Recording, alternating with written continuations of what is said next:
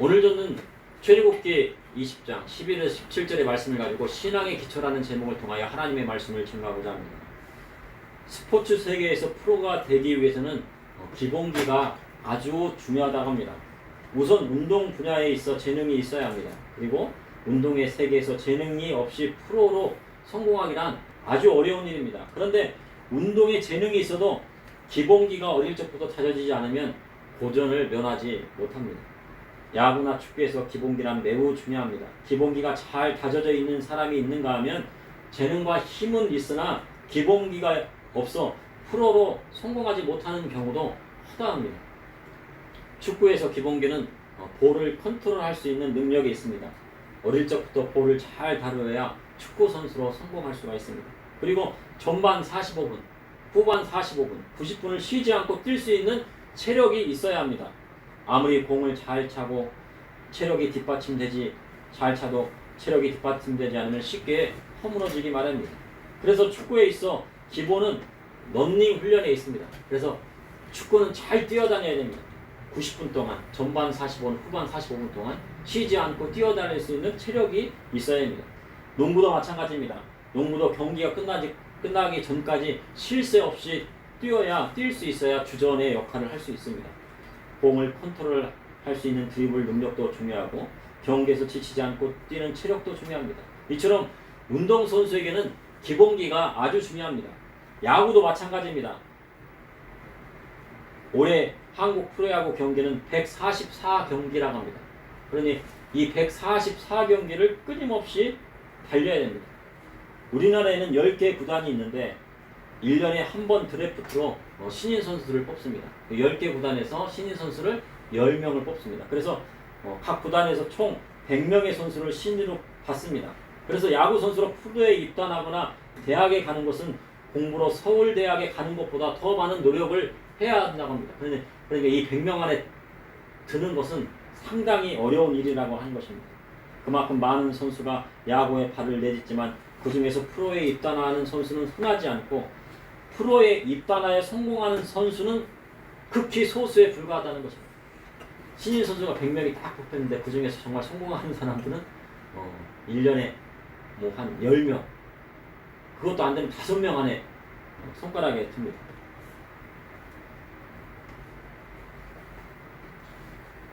그래서 야구 선수 중 타자에게 규정 타석이 있고 투수에게는 규정 이닝이 있는데 규정 타석은 해당 팀에 치른 경기의 3.1배랍니다. 프로의 세계에서 주전 선수로 꾸준히 경기에 나가야 규정 타석과 규정 이닝을 소화할 수 있고 그리고 좋은 결과를 얻게 되어 억대 연봉의 바늘에 서게 되는 것입니다. 프로 선수로 억대 연봉을 받게 되면요, 그 선수는 정말 성공했다라고 할 수가 있습니다. 그래서 이번에 기아의 그 김도영 선수라고 있는데요, 그 선수는 프로로 이제 2년 차가 되었는데요, 40 홈런과 40도를 지금 향해 가고 있습니다. 그래서 아마 역대 연봉을 획득할 것으로 되고 있습니다. 근데 그 사람은요, 기본기가 아주 뛰어납니다. 수비면 수비를 잘하고 또 그리고 타석에 들어서 야구를 방망이를 치는 것도 잘하는 선수입니다. 기본기가 확실하게 다져 있어서 그 선수는 프로로서의 가능성을 보여주게 되는 것입니다. 고등학교 때나 대학교 때나 공을 잘 던졌어도 프로에 와서 빛을 보지 못하는 경우가 허다하고 아무리 아마 시절에 공을 잘 쳤어도 프로에 와서 좋은 타자가 되는 것은 쉬운 일이 아닙니다. 그런데 프로에서 성공하는 선수들은 대부분 어릴 적부터 기본기를 잘 다져져 있고 144경기를 뛸 수 있는 하드웨어와 체력이 뒷받침되어 있기 때문에 성공하는 것입니다. 음악도 마찬가지입니다. 음악 분야에서도 어릴 적부터 기본기가 잘 쌓여져 있어야 음악으로 성공할 수가 있습니다. 성인이 되어 기본기를 쌓으려고 해도 잘 되지 않는 것이 바로 예술 분야입니다. 성인이 되어서 내가 피아노를 전공하고 싶고 그래서 고등학교 때부터 피아노를 시작해서 이제 대학을 들어갔다고 해도 이 기본기가 잘 다져져 있지 않기 때문에 음악가로 성공하기는 상당히 어렵습니다. 그래서 어릴 적부터 음악에 대한 관심을 가지고 있어야 되고 열심히 준비하는 사람이 음악가로 성공할 수 있는 것입니다. 음악의 기본기를 쌓기 위해서는 악기나 피아노를 치는 것도 좋습니다. 성인이 되어 음악의 기본기를 쌓고 그 분야의 전문가가 되기는 결코 쉬운 일이 아니기 때문입니다. 그런데 우리의 신앙에도 기초가 있습니다. 믿는 자에게는 신앙의 기초가 있어야 환난이 오고 핍박이 와도 잘 허물어지지 않는 것입니다. 그런데 믿는 자에게 신앙의 기초가 없으면 환난이나 핍박이 오게 되면요, 그냥 허물어지고 마는 것입니다. 오늘 본문 출애굽기를 보니 여호와 하나님께서 모세에게 말씀하신 십계명의 말씀이 있습니다. 이를 통해 이 시대를 살아가는 저와 우리 성도님에게 하신 하나님의 말씀은 무엇인지 여러분과 함께 은혜를 나누고자 합니다. 첫째, 신앙의 기초는 하나님 말씀에 있습니다. 지난 시간에 십계명에서 제1에서 제4까지의 말씀을 전하였습니다. 그런데 오늘은 십계명의 말씀 중에 제5에서 제10까지의 하나님의 말씀을 증거하고자 합니다. 하나님을 믿는 신앙 안에 있는 성도는요, 제1에서 제4 계명을요, 말씀을 지키지 않는 사람은 거의 없습니다. 교회에 다니면서요, 하나님 믿고 예수님을 전합니다. 예수님 믿으면서요, 무당을 찾아가고요, 점치고 다른 신을 믿는 사람은 흔하지 않아요. 이는 하나님을 믿는 신앙 안에 그분을 사랑하기 때문입니다. 그리고 믿음의 성도로 자기가 섬기기 위해 우상을 깎아 만들지 않습니다. 그리고 자기가 우상을 또 깎아 만들고 그 우상이다 절하는 사람은 없을 것입니다. 과거 교회 장로님으로 연예인을 하셨던 분이 사극에 나와서요, 그 영상을 딱 보니 불상 앞에 절하는 모습이 나왔던 적이 있었습니다. 그런데 그 장로님은 사극에 나왔지만 불상 앞에 절한 것이 아니라 자신이 절한 모습을 찍고 또 그리고 불상의 모습도 찍어서 이것을 편집해서 합성을 해가지고 내보냈다고 합니다. 그렇게 하소연을 했습니다. 그만큼 교회의 직분자는 불상 앞에 절하는 것은 흔하지 않습니다. 이는 우상 숭배를 하면 하나님의 축복을 받을 수 없기 때문입니다. 그리고 우상 숭배하면 하나님의 심판이 그에게 오기 때문입니다.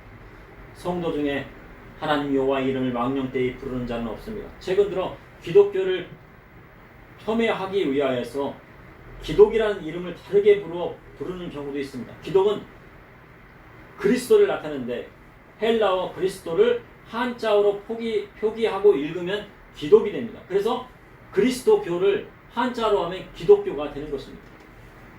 그러나 예수님을 진실로 믿는 자는 그리스도의 이름을 폄하하지 않습니다. 그런데 최근 들어 교회 유신 진화론을 받아들이고 있습니다. 어떻게 하면 이 창세기에 나오는 6일 창조론을 어떻게 하면 진화론과 곁들여가지고 과학적으로 설명할 수 있을까? 그래서요, 무엇이 나왔어요? 유신 진화론이 나왔습니다. 그래서 우리 지구가 수억 년 전, 수백 만 년 전에 생성에 대해 조금씩 진화를 해가지고 지금의 형태로 되었다는 거예요. 그런데 분명 창세기는 어떻게 되어 있습니까? 하나님께서 6일 만에 천지를 창조하셨다고 말씀하고 있습니다. 그래서 한국교회가 하나님의 말씀을 왜곡하는 일들이 일어나고 있는 것입니다. 한국교회가 뭘 받아들였어요? 유신 진화론을 받아들였어요. 하나님도 믿으면서 진화론도 받아들이는 오류를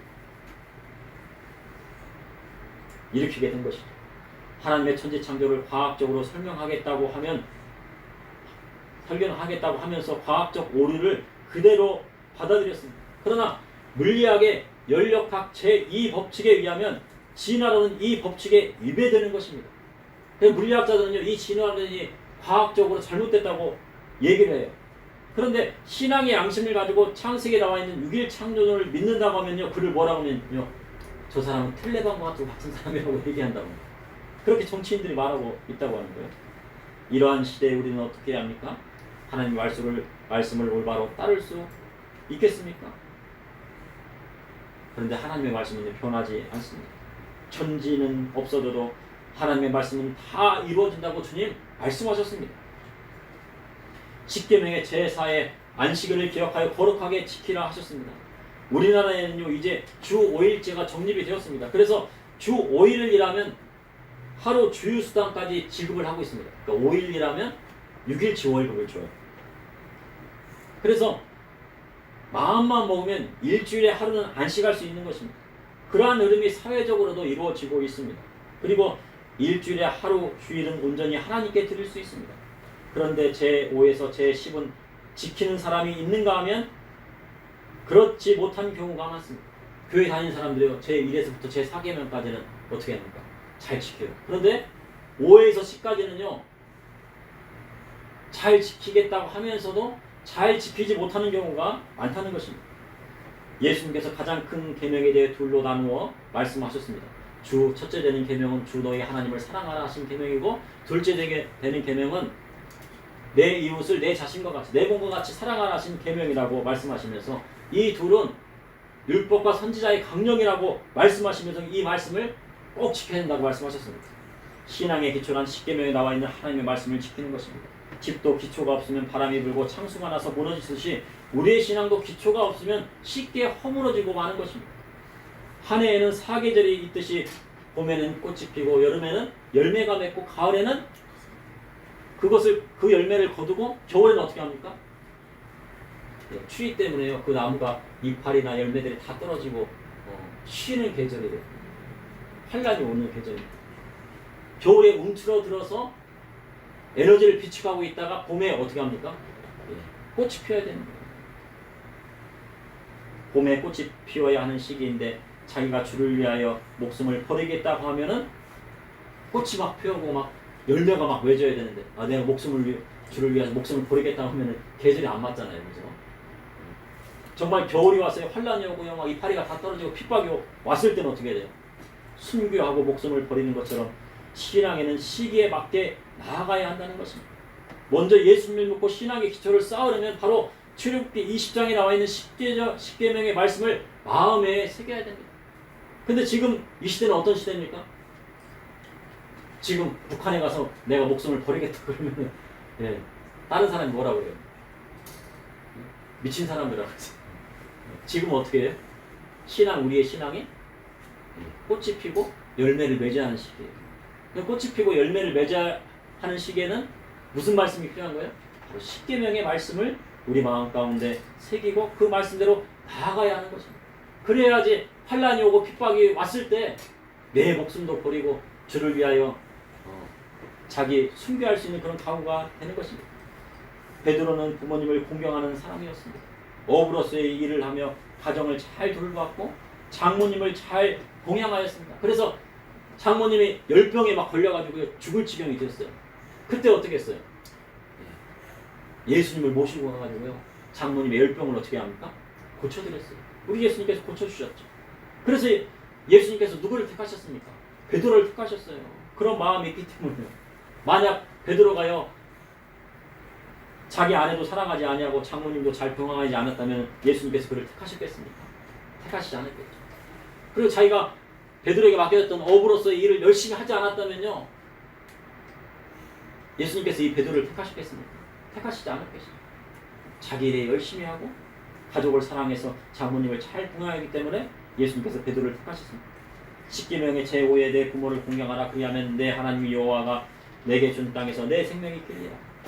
예수님께서 고르반 설교를 하시면서요, 하나님께 드림이 되었다 하고 고르반이라고 하면은, 하나님께 드림이 되었다 하고 고르반이라 하면은 이것은 부모님께 안 드려도 된다고 바리새인들이 그렇게 얘기했습니다. 그래서 부모님에게는요, 아무것도 드리지 않는 바리새인들을 질타하셨어요. 그들은 하나님을 사랑한다면서 그분의 말씀을 지키지 않았습니다. 그러니 바리새인들은 예수님의 제자가 될 수 없고 그분의 말씀도 따를 수가 없었던 것입니다. 예수님을 믿는 신앙에는 기초가 있습니다. 그 마음의 기초가 다져져야 예수님을 제대로 믿을 수가 있는 것입니다. 둘째, 신앙의 기초는 예수 그리스도의 복음의 말씀에 있습니다. 출애굽기 10장 13절에 살인하지 말라고 하셨습니다. 현재 미 대선에는요, 첨예하게 대립하는 것이 낙태에 대한 문제입니다. 그래서 헤르스가 이끄는 민주당에서는 여성 낙태권을 보장하겠다는 공약을 내놓았다고 합니다. 마음대로 여성들이 낙태할 수 있는 자유를 주겠다는 것입니다. 그러나 공화당의 트럼프 후보는 그것을 반대합니다. 그러면 성경의 말씀은 어떤 것입니까? 시편 120절 3절에 보라, 자식들은 여호와의 기업이요 태의 열매는 그의 상급이로다. 자식들은 뭐라고요? 여호와 하나님께 주신 기업이고, 그러니 한 사람 있으면 한 기업이고, 두 사람 있으면 두 기업이고, 10사람 있으면 10기업을 운영하는 사람이 되는 거예요. 그리고 태의 열매는 그의 상급이로다 말씀하셨습니다. 하나님을 믿는 자에게는 축복은 자손들에게 있는 것입니다. 그리고 태의 열매는 그의 상급이로다 하셨습니다. 그러니 하나님께서 주신 태의 열매가 얼마나 귀한 것인지 모릅니다. 그런데 그 태의 열매를 낙과시키겠다고 하면 사람의 손으로 하나님의 축복은 받을 수 없고 도리어 그분의 심판이 임하게 되는 것입니다. 그런데 살인하지 말라에는 형제에 대한 말씀도 있다는 것입니다. 마태복음 5장 21절에서 22절에 옛사람에게 말한 바 살인하지 말라 누구든지 살인하면 심판을 받게 되리라 하였다는 것을 너희가 들었으나 나는 너희에게 이르노니 형제에게 노하는 자마다 심판을 받게 되고 형제를 대하여 나아가라 하는 자는 공회에 잡혀가게 되고 미련한 놈이라 하는 자는 지옥불에 들어가게 되리라 하셨습니다. 분명 구약 성경에는 살인자는 죽임을 당하는 것이 합당합니다. 살인을 하면 어떻게 합니까? 그 사람은 죽이라고 그랬어요. 살인한 자는 반드시 죽여라. 의도적으로 살인한 자는 죽이라고 했어요. 그리고 살인한 자는 어디 갑니까? 지옥불에 들어가게 됩니다. 그런데 예수님께서는요, 살인하지 말라에 대한 이 범위의 말씀을 확대하여 말씀하셨습니다. 그래서 형제에게 노하는 것도 살인하는 것이고 형제에게 나가라 하는 것도 살인하는 것이고 미련한 놈이라 하는 것도 모든 살인죄와 같은 죄에 해당된다고 말씀하셨어요. 그래서 자기 형제에게 노하고 나가라 하고 미련한 놈이라 욕하면 어디에 떨어진다고요? 지옥불에 떨어지리라. 지옥불에 들어가리라 하셨습니다. 그래서 이러한 자는 예수님의 제자가 될 수 없다고 말씀하셨습니다. 형제를 용서하지 못하는데 어떻게 하나님께서 그의 죄를 용서해 주겠습니까? 이게 형제의 죄가 있더라도 허물이 있고 실수가 있더라도 그것을 덮어주는 자가 예수님의 참된 제자가 될 수 있다는 거예요. 다른 사람과 형제를 용서할 수 있어야 자신도 하나님 앞에 용서받을 수 있고 예수님의 제자도 될 수 있다는 것입니다. 그것이 바로 신앙의 기초인 것입니다. 출애굽기 20장 14절에 간음하지 말라. 간음이란 결혼관계가 아님에도 성관계하는 것을 말합니다. 그래서 성경은 결혼하기 전까지 순결을 지키라 하셨습니다. 순결을 지키다가 하나님이 정해주시고 짝해주신 상대와 부모님의 승낙을 받고 결혼하면 하나님께서 그 가정에 큰 축복을 주시는 것입니다. 그리고 한번 결혼한 사람은 죽을 때까지 사람이 나눌 수 없다고 했습니다. 그래서 한번 결혼하면 언제 나뉠 수 있는 거예요? 죽으면 나눠져. 한 사람이 죽으면 그 사람이 죽을 때까지는 나눠지지 않는다. 둘이 한 몸이 돼요. 이는 어린 양의 혼인잔치에선 거룩한 신부된 교회의 모습과도 같은 것입니다. 그래서 예수님께서 다른 사람이 버린 여자에게 장가 가는 것도 뭐라고 하셨습니까? 간음이라고 말씀하셨습니다. 근데 간음하면 어떻게 됩니까? 지옥 가는 거죠. 십계명의 말씀을 지키지 않으면 어떻게 해요? 지옥 가요. 간음한 자는 예수님의 제자가 될 수 없습니다. 다윗은요, 간음죄로 인하여 큰 보험을 받았어요. 그래서 그 집안에 뭐가 떠나지 않았다고요? 칼이 떠나지 아니하였다고 말씀하고 있어요. 그만큼 간음죄가 큰 것이에요. 그러니 다윗은 지옥에 가진 않았지만 정말 지옥에 가는 만큼의 그런 고통을 느꼈던 거예요. 압살롬이 반란을 일으켜가지고 백주 대낮에 아이도벨이 계략에 따라서 어떻게 됩니까? 다윗의 후궁들과 동침을 하잖아요. 그러나 현대사회는요, 뭐를 강조합니까? 자유연애를 강조하고 그것이 아름다운 것으로 미화합니다. 하지만 하나님의 말씀에 간음한 자는 하나님께서 주시는 축복을 받을 수 없음을 명확하게 말씀하고 있습니다. 출애굽기 20장 15절에 도둑질하지 말라. 도둑질은 남의 물건을 훔치는 것입니다. 어찌 보면요, 도둑질은 하나의 습관입니다. 바늘 도둑이 무슨 도둑 된다고요? 소도둑 된다. 어린이 여러분, 자, 바늘 도둑이 소도둑 된다. 이게 무슨 뜻이겠어요? 바늘 처음에는 작은 것부터 훔치는 거예요. 조그마한 볼펜 하나 훔쳤어요. 그러다가 또 10,000원짜리 훔쳤어요. 그러다가 100,000원짜리, 나중에는 남의 집 우리에 있는 1,000,000원짜리 소도 훔쳐간다는 얘기예요. 바늘 도둑이 소도둑 돼요. 도둑질은 하나의 뭐예요? 습관인 거예요. 이처럼 작은 것을 훔치기 시작하면 큰 것도 훔치다가 결국 감옥에 가게 됩니다. 그러나 성경은 도둑질한 물건을 몇 배로 변상을 했어요? 4배에서 5배를 변상하여 줘야 한다고 했습니다. 만약 갚지 못한다 하면 그를 종으로 삼아 갚을 때까지 일을 시키라 하셨습니다. 그러나 세상법은 감옥에 다녀와서 돈이 없으면 그것을 변상하지 않아도 된다고 합니다. 그러나 하나님의 법은 그것을 갚을 때까지 그를 종으로 삼아서 일을 시키라 하셨어요. 성경에 종으로 삼는 경우는 딱 두 가지입니다. 첫 번째는 채주는 빚진 자는 채주의 종이 되는 거예요. 남한테 빚을 지면 뭐예요? 그 사람이 종으로 들어가가지고 그 빚을 다 갚을 때까지 종 노릇해야 돼요. 또 한 가지는 뭐예요? 남의 물건을 도둑질할 때는 종으로 삼았어요.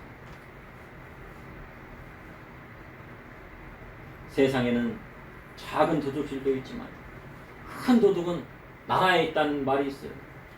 일하지 않고도 나라의 세금으로 호화롭게 삽니다.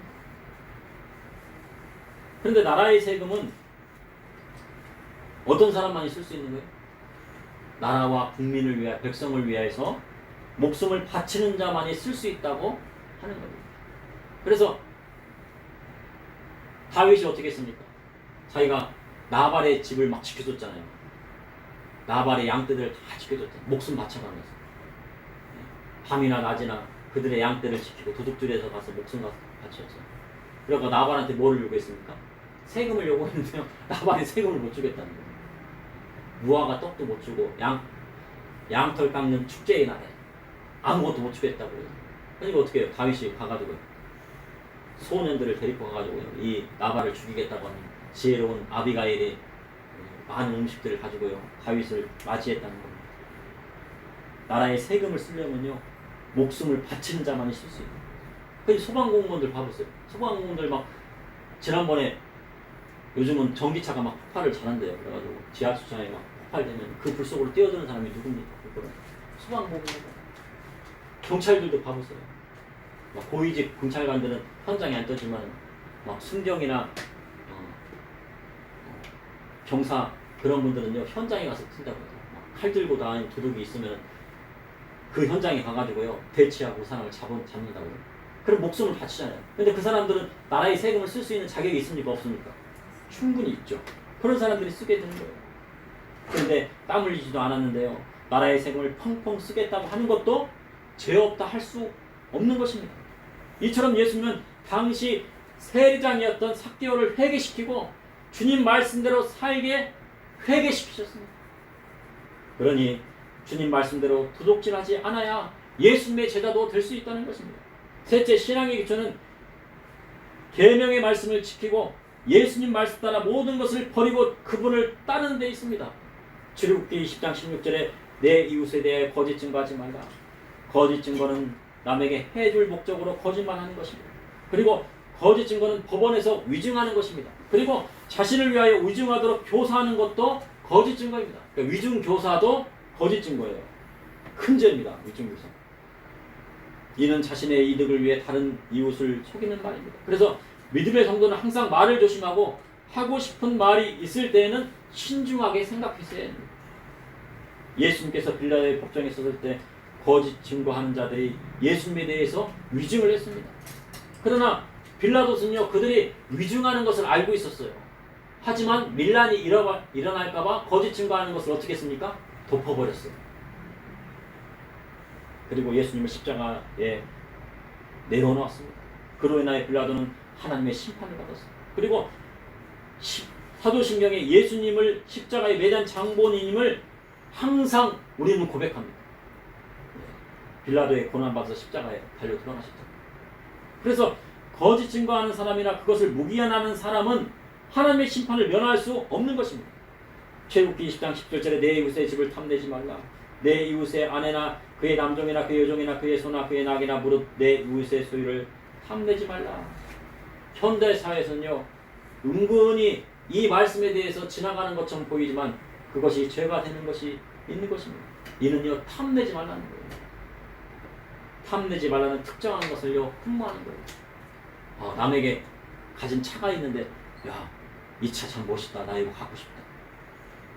저는요 아무리 멋진 차가 지나다녀도요 내 차는 그냥 굴러다니는 거 같은데 지금 이제 거의 이제 15년 이제 16년 20만 킬로 정도 탔는데 이제 거의 근데 어떤 목사님은 15년 탔는데 30만 킬로를 타셨대요. 그래갖고 내 차는 그러면 한 5년 더 탈 수 있겠다. 바퀴가 빠지기 전까지. 근데 나는 차가 부럽지 않아요. 굴러다니만 하면 좋은 거예요.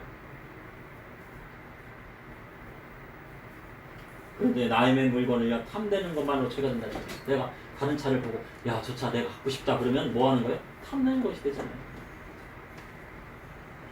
내 이웃의 아내를, 다른 이웃의 아내를 흠모하는 것만으로도 뭐가 됩니까?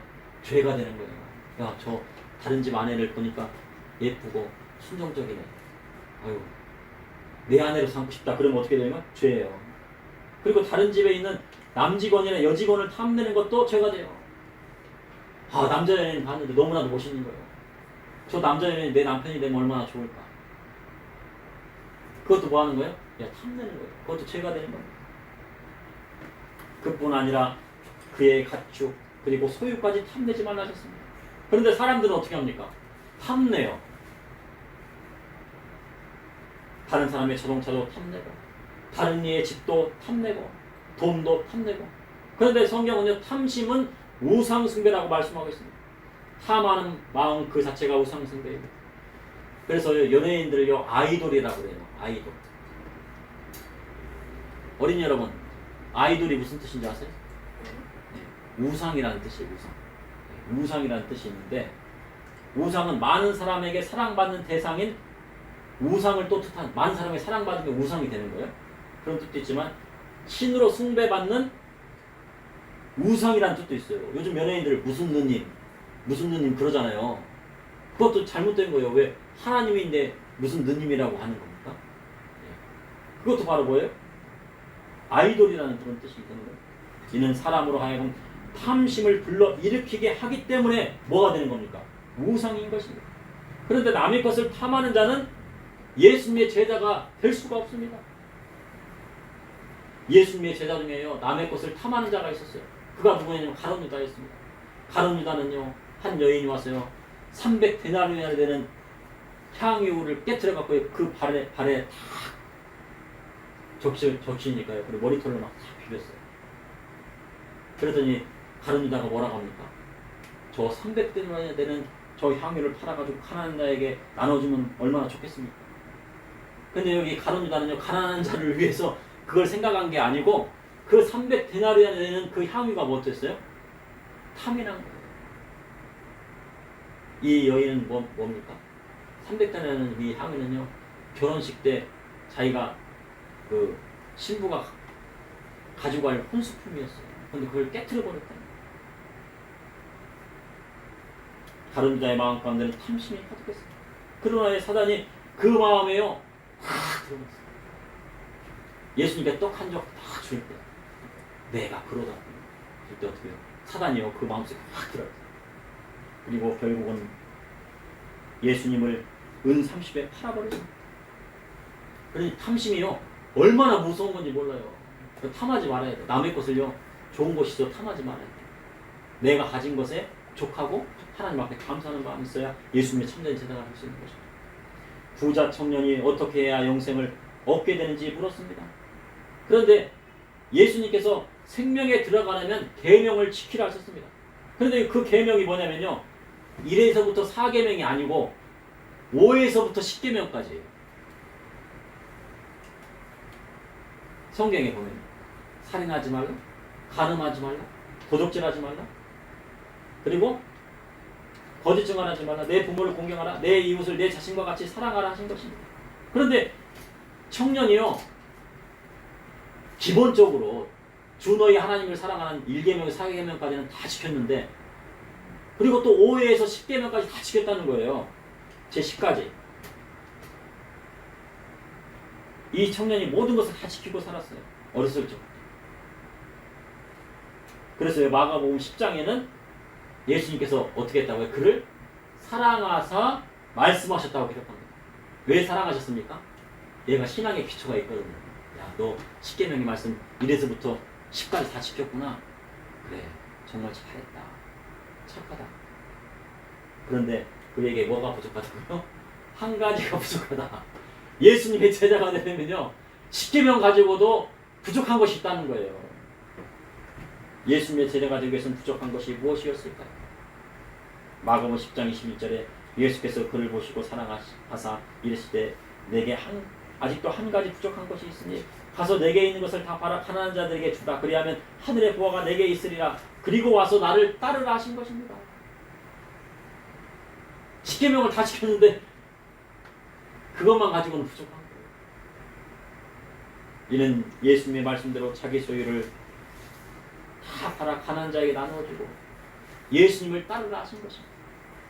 주님의 제자 된다는 것은요 결코 쉬운 일이 아니에요. 그러면 예수님의 제자에게는 뭐가 먼저 있어야 돼요? 이 부자 청년처럼 우선은요 계명의 말씀, 십계명의 말씀을 지키고 있어야 돼요. 그 다음에 또 한 가지가 뭐예요? 그리스도의 복음의 말씀대로 내가 살겠다고 하는 뭐가 있어야 됩니까? 각오가 있어야 됩니다.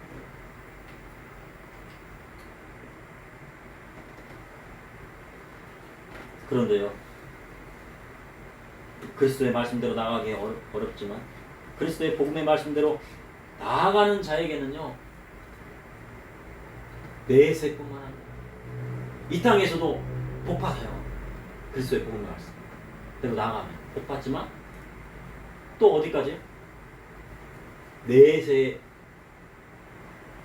영생을 또 내세뿐만 아니라 영생을 얻지 못할 자가 없다고 해서 성경은 기록하고 있어요. 그것이 주님 말씀입니다. 근데 많은 교회들이 신앙의 기초조차도 지키지 못하고 있어요. 성령 사역자고 성령 받았다고 하는데 이 십계명 말씀 중에서 걸려가지고 넘어지고요 무너지는 사역자들이 많다는 거예요. 먼저는 신앙의 기초를 지켜야 되고 그 다음 뭡니까? 예수님의 제자가 되어서 그리스도의 복음의 말씀대로 살아가는 것입니다. 그러므로 신앙의 기초는 하나님의 말씀에 있습니다. 신앙의 기초는 예수 그리스도의 복음의 말씀에 있습니다. 신앙의 기초는 계명의 말씀을 지키고 예수님 말씀 따라 모든 것을 버리고 자기 십자가를 지고 그분을 따라가는 것입니다. 예수님을 따라가는 바로 그것입니다. 잠시 기도하시겠습니다. 사랑해 주님, 오늘 아버지 신앙의 기초를 우리가 배웠습니다. 십계명의 말씀뿐만 아니라 주님께서 하신 그리스도의 복음의 말씀대로 나아가길 저와 우리 성도님들 다들 원합니다. 또한 주님의 제자 되길 원합니다. 그래야 해서 이 땅에서도 복을 받고 아버지의 영생의 복을 다 누리기를 원합니다. 아버지 하나님, 오늘 나오지 못한 성도들까지라도 같은 은혜로 함께하여 주시고 비록 우리 교회가 작을지라도 신앙의 기초를 단단히 쌓고 그리스도의 복음의 말씀대로 나아가며 전 세계로 나아가 선교자적 사명과 선지자적 사명을 감당할 수 있는 자들이 나타날 수 있도록 인도하여 주시고 저와 우리 성도님들 하나님의 말씀대로 온전히 설 수 있도록 인도하여 주시옵소서. 예수님의 이름으로 기도합나이다. 아멘.